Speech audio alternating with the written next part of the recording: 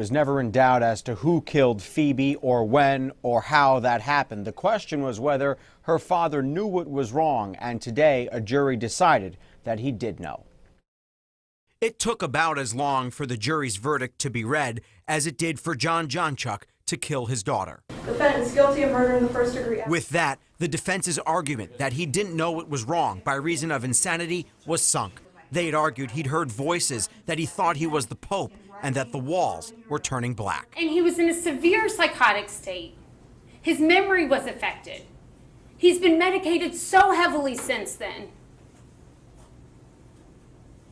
You better believe he wishes he could piece it back together.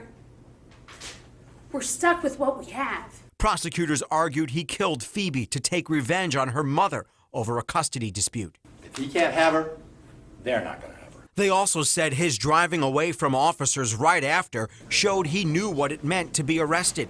Legal analyst Anthony Rickman points out that prosecutors used his own words against him. If he thought that his only way of escaping this world and saving the world was by killing himself and her, then why didn't he jump himself? Rickman also says that insanity defenses are used in only 1% of murder cases, and that of those cases, it only works a quarter of the time.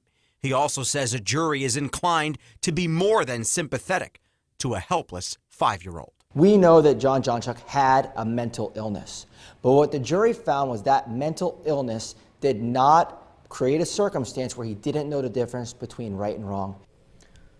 Despite the defense petition to delay sentencing, Jonchuck was immediately sentenced to life behind bars. Family members of Phoebe told us they did not want to react publicly to the jury's decision.